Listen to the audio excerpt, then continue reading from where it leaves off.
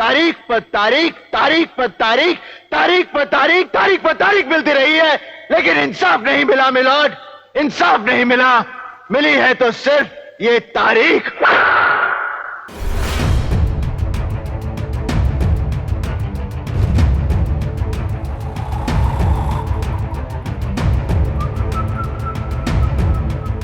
Film Damini का यह dialogue बहुत ही सुपरहिट है। जिसने भी यह फिल्म देखी होगी, कोर्ट में वकील की हैसियत से खड़े सनी देओल के डायलॉग को भुला नहीं सकता।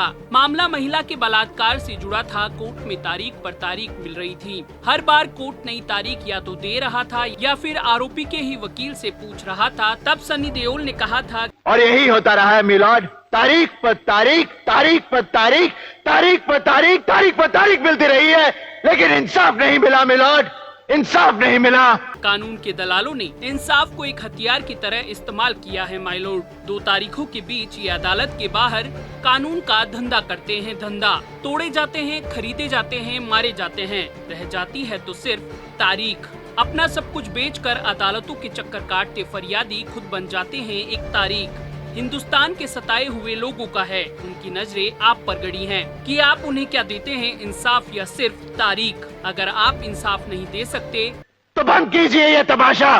यह कहानी सिर्फ फिल्म दामिनी के किरदार के बलात्कार के बाद न्याय के लिए तरस रही महिला तक ही सीमित नहीं है। कानून की किताबों को खंगालने वाले लोगों के पास ऐसा बहुत कुछ है जिससे लोकतंत्र भी उलझा पड़ा है। संवैधानिक पदों पर बैठे लोग कहने को तो किसी पार्टी के नहीं, लेकिन उनके निर्णय किसी पार्टी से कम भी नहीं। पर्दे के पीछे गठजोड़ के इसी बंधन को लोकतंत्र में परिभाषित नहीं किया गया। उसे रोकने के लिए ऐसे कदम नहीं उठाए गए जिनसे इस तरह के गठजोड़ रुक सके। बात करें राजस्थान के सियासी घमासान की, तो यहाँ गहलोत सरकार विधानसभा सत्र बुलाने के लिए तारीख मांग रही है। उन्हें तारीख तो नहीं मिल रही, बल्कि तारीख पर तारीख का एक नया सिलसिला शुरू हो गया है। संविधान की बात करें तो एक बात साफ है कि कैबिनेट के विधानसभा सत्र बुलाने संबंधी निर्णय प्रस्ताव को मानने के लिए राज्यपाल बाध्यकारी है।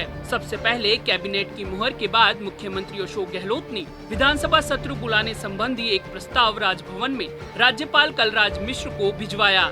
जब इस पर जवाब नहीं आया या कहें राज्यपाल ने अनुमति नहीं दी, तो मुख्यमंत्री अशोक गहलोत ने सभी विधायकों के साथ राजभवन जाकर राज्यपाल से विधानसभा का सत्र बुलाने के लिए निवेदन किया। राज्यपाल ने इंतजार भी करवाया। इसके बाद गहलोत कैबिनेट द्वारा भेजे प्रस्ताव के जवाब में 6 बिंदुओं पर जवाब मांग लिया। अब गहलोत सरकार ने रात 2 बजे तक, फिर अगले दिन कई घंटों तक विचार विमर्श के बाद राज्यपाल को 6 बिंदुओं का जवाब भिजवाते हुए दूसरा संशोधित प्रस्ताव भिजवा दिया। इस पर सत्र चलाने की अनुमति के जवाब के बदले एक बार फिर से राज्यपाल ने 3 नए बिंदुओं पर जवाब मांग लिया, जिसके अंदर विधानसभा स्पीकर की जिम्मेदारियों की चिंता राज्यपाल महोदय ने ही कर ली। खैर, अब गहलोत सरकार एक बार फिर इन 3 बिंदुओं का जवाब तैयार करने में जुटी है, जिसके लिए मुख्यमंत्री आवास पर कैबिनेट की बैठक में तीसरा प्रस्ताव तैयार कर राज्यपाल को भेज दिया गया है। अब हालात ऐसे बन गए हैं कि एक चुनी हुई सरकार पूरे बहुमत के साथ राजभवन जाने के बाद भी विधानसभा सत्र नहीं बुलवा पा रही है, जो कि उसका संवैधानिक अधिकार है। उधर राज्यपाल भी संवैधानिक अधिकारों के हिसाब से ही निर्णय कर रहे हैं। इधर गहलोत सरकार भी संवैधानिक अधिकार को पाने के लिए जूझती नजर आ रही है। इसी बीच राज्यपाल ने संविधान का हवाला देते हुए यह भी बता दिया कि सत्र बुलाने के लिए 21 दिन का नियम भी प्रमुखता रखता है।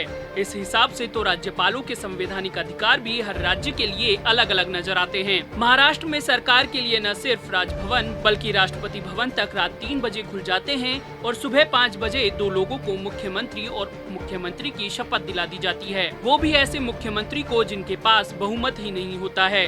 उधर कर्नाटक में राज्यपाल किसी और भूमिका में नजर आते हैं, तो गुजरात और मध्य प्रदेश में किसी और तरह का निर्णय राज्यपाल करते हैं। अपन तो 100 बातों की एक बात जानते हैं, अगर मुख्यमंत्री अशोक गहलोत के पास 101 या उससे ऊपर विधायकों का आंकड़ा है, तो तारीख आज मिले या कल या फिर किसी और दिन। 101 विधायक गहलोत को सारे षड्यंत्रों को हराते हुए न्याय दिलवाने की ताकत रखते हैं। तारीख के इस खेल में वो सब भी बेनकाब हो चुके हैं जो विधानसभा सत्र बुलाने की मांग से इधर उधर भाग रहे हैं। जो कांग्रेस के पायलट खेमे के 19 विधायकों की गहलोत के प्रति विद्रोह करने के बाद भी, प्रमुख विपक्षी दल होने के बाद भी विधानसभा में गहलोत को बहुमत साबित करने के लिए नहीं ललकार रहे हैं। तारीखों के इस खेल में जरूर कुछ न कुछ तो ऐसा चल रहा है जो हमसे यानी जनता से छुपाया जा रहा है।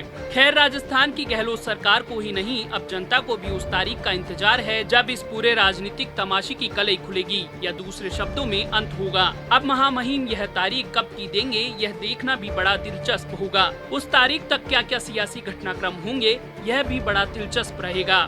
पॉलिटॉक्स ब्यूरो, जयपुर। ये है टॉक्स न्यूज नेटवर्क और आप देख रहे हैं पॉलिटॉक्स, राजनीति का कच्चा चिट्ठा।